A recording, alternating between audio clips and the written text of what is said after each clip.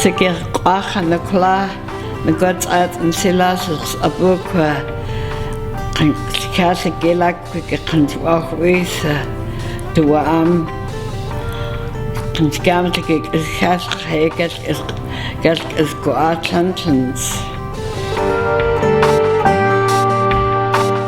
we recycle what we use, separate things that you should too.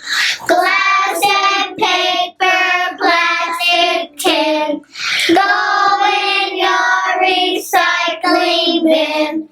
We must start now, we can't wait. Quick or it will be too late.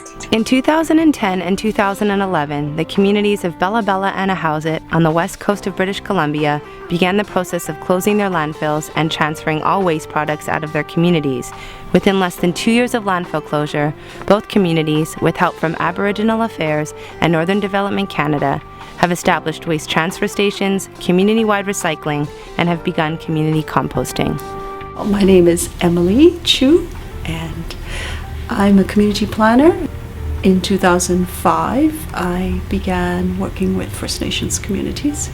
There were about 16 communities along the coast who had participated in a study because they all shared a similar problem and a similar challenge. And the problem was that their communities were filling up. They had little landfills in the communities, but they had now filled up. And the alternative, which was open burning, was not healthy, and so everyone was seeking a solution. So Bella Bella was the first community that started it. Ahousaht was not far behind because Ahousaht is the fastest growing community on the Tofino coast.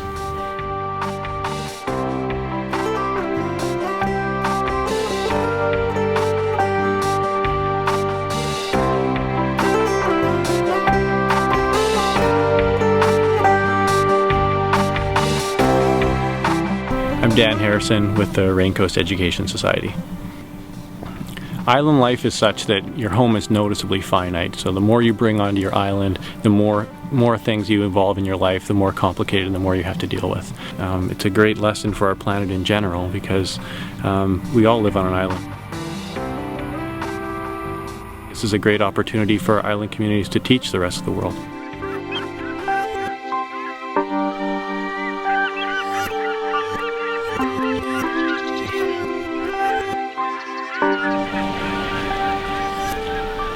My name is Josh Carpenter, and I'm the Municipal Services Manager for the Celtic Tribal Council.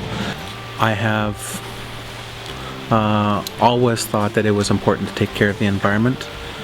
As soon as we stopped incineration, the health of the community improved immediately. It was a really heavy burden on many of our elder and youngest community members, so that was immediately a great benefit. My name is Sharon Wilson. I'm from Bella Bella. And I started learning more about recycling while living in the city. I said, how can we do cultural tourism when our community, the grounds, are a mess? So I started researching that summer, and I just started in my kindergarten class first. And then we just slowly started putting competitions out for beverage containers out to all the other classes.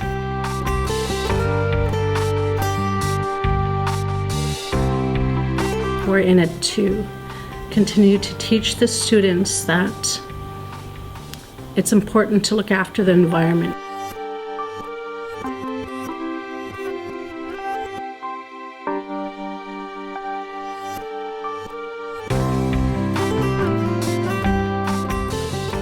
We've been working up in Ahousaht for over a decade now, and we were asked to be involved as one of the main leaders in education around recycling and composting. Recycling education isn't just what goes in a blue bin or a red bin. It's about coming face to face with your waste stream and reevaluating your impact on the earth. Our education programs have always focused on inspiring local youth to become the leaders and become the experts, and to take that message and to take it into the community, and that's been the success of this project.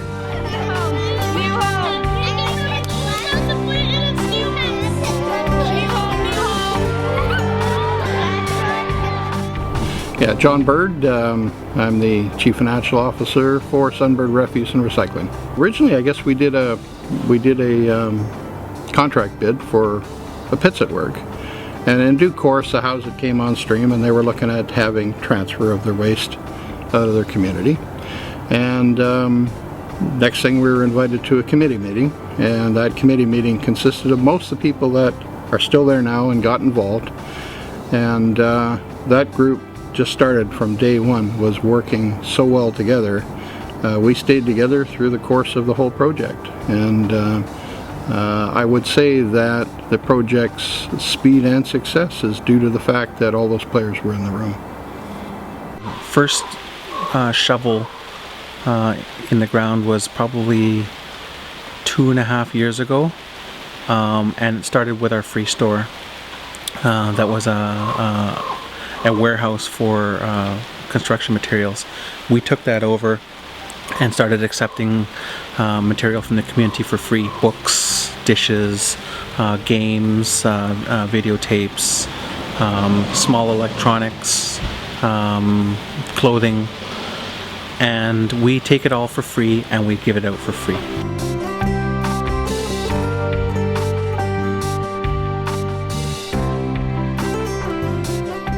My name is Pam Frank. I'm the administrator for Houseit First Nation. I've been working for the organization for the last 18 years, and in the last 8 years as the administrator. And I've been involved with all capital projects, and more specifically with the solid waste transfer station project, and that's been one of my priorities to be involved. It was an eyesore in our community because we had an open landfill, and because of that we were unable to burn any of the debris because we have had a lot of medical issues that we had to deal with, respiratory issues, asthma and that, so we were told we couldn't burn anymore.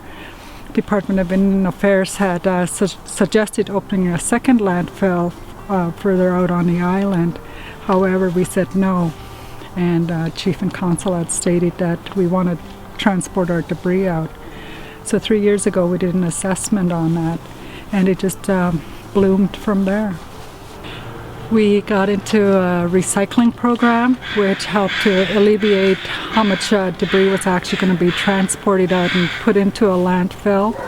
So there was a lot of training and education for our workers, and education to our community members, our schools, our businesses, organizations. So we now have everybody on board with a recycling program.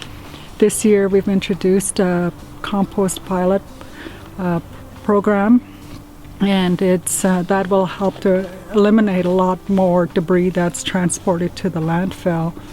I'm Russell Frank. I'm the manager of the Houseit transfer station. Well, I manage the transfer station with our waste disposal, the recycle department, and everything that happens in this transfer station. We take just about everything and anything, which is everything but construction material. We can't really handle right now. I've been here for 27 years now, and the landfill we had was a real eyesore, which is good to have. We have it now capped, and now things are looking a lot cleaner and tidier with this transfer station we have. We're hoping, I don't know if it'll happen now or later, to get zero waste on the island, as we do a lot of our own pretty much recycle. What comes in has to go back out, right? So we're working into trying to transfer our solid waste back out, and it gets barged out once a month. At the moment we can recycle cardboard, as you see, beverage containers, small electronics, waste paper from offices, plastics, but we're in the process of developing much more. We want to be able to recycle anything that the consumer product stewards will take back. When we first started this project, we gave ourselves a goal of a zero waste community by 2014. That's a very high standard to reach for, but we felt it was important to have that goal so that we could really push ourselves. My name is Dave Whitehead. I'm a gardener, and I've always gardened for growing vegetables or for ornamental plants and things like that. I realized I need to have a way to make soil. If I'm going to grow anything up here, there's no natural soil, very little natural soil. So coming to Bella Bella was new to my wife and I. Neither of us have ever been here. We lived on the West Coast for a long time. And so it was natural for me to explore what I could do in terms of growing stuff up here. All the produce is imported. Nothing is grown locally. If we had been building soil up here for the last 50 years, we'd have a good stockpile of soil right now. And the conditions up here in terms of weather aren't that extreme. It gets a little bit cold in the winter. We get a little bit of rain, but those things can be sort of, you can deal with those. You can provide some cover. You can do some things to get around those issues. But lack of soil, there's not much you can do. So yeah, I just think, wow, if this had been in place 20, 30, 40 years ago, we'd be going a going concern now. But you know, the best time to do something is in the past. Well, the next best time is to do it right now.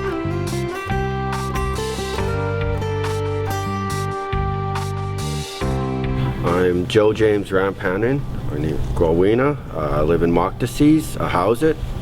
We are part of the community compost pilot project.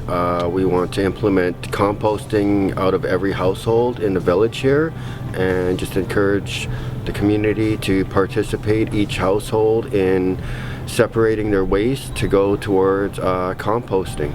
We had started this last year in the spring of 2012 community gardening, and it just kind of came naturally that composting would go hand in hand with gardening.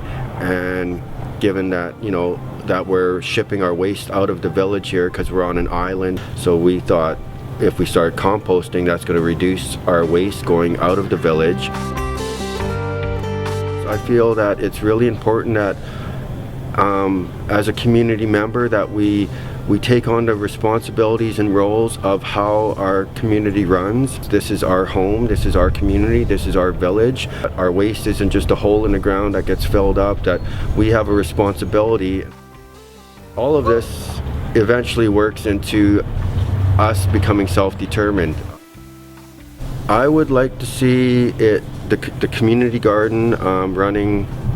I would like to see it at a stage where we're producing enough that we possibly can to provide for the village.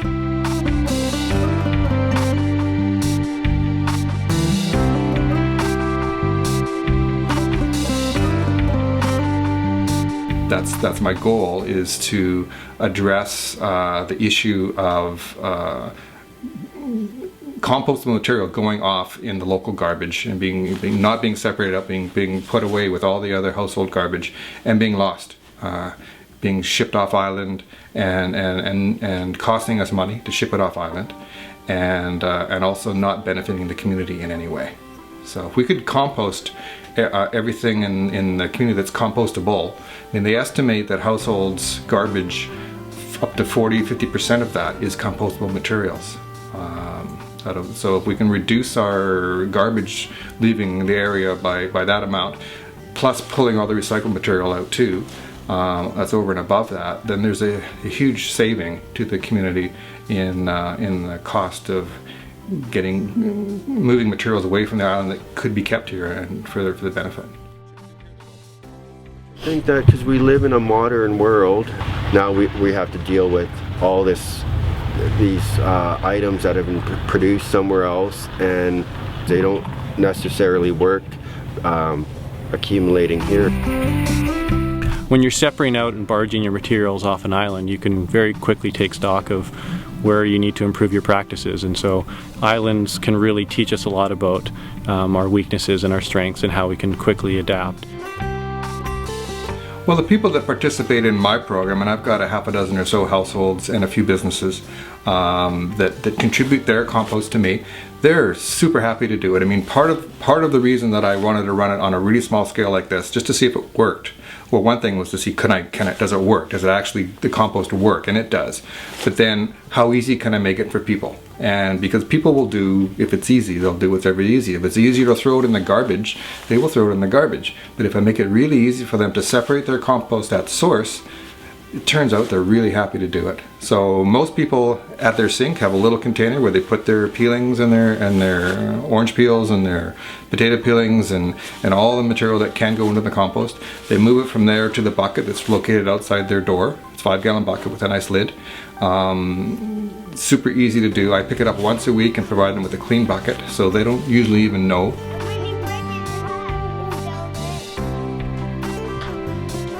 Just create more responsibility of our role in what we're producing as in waste in the village and our households. For this project, it helps our membership, our leadership, and of course our administration to realize how much more we can make improvement in our community and how we can actually be more aware of what we're actually bringing into the community, whether it's anywhere from groceries to vehicles, you name it, that it is all recyclable, and that it's just a matter of how do we go about making it all happen. House It is a community that takes pride in who they are and what they do and what they can offer the outside world.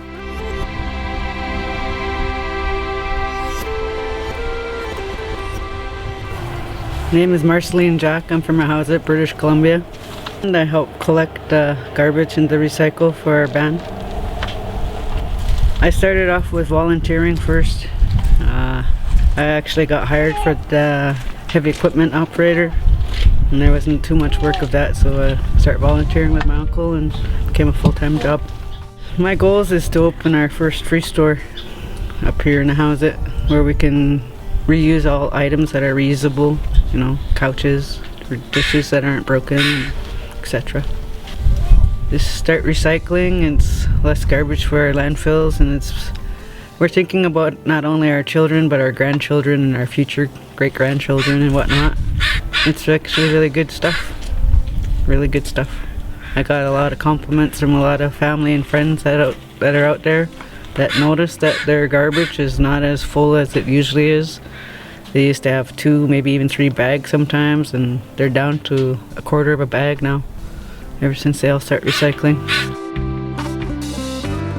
Some of the advice I have for other communities is to have all your primary people involved who are actually working in the current positions, your managers, your leadership, chief and council, community members, invite resources to participate, because that's where you're going to get the expertise. And once you have all that training, the education in that, the negotiations with the funding source, and it's almost anything is possible. It was slow at first, of course, you know, and people kept trying to say, well, someone else tried it before, and I was like, yeah, okay, well, I'll just keep going. There are very few projects you can be a part of that have no downsides. There's really only benefits to this. Health benefits, community benefits, and people taking pride in their home.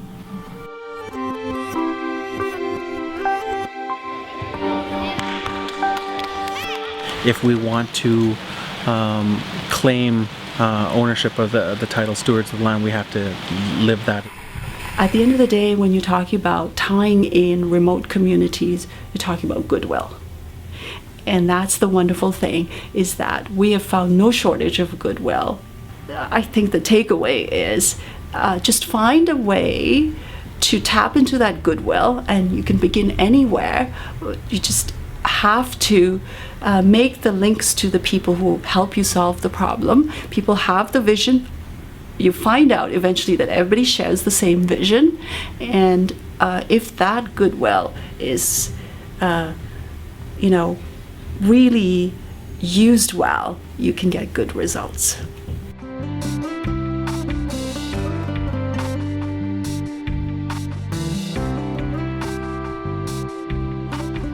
It's really important that everybody work together. The goal is worth it. Having a clean community is worth any cost you can think of.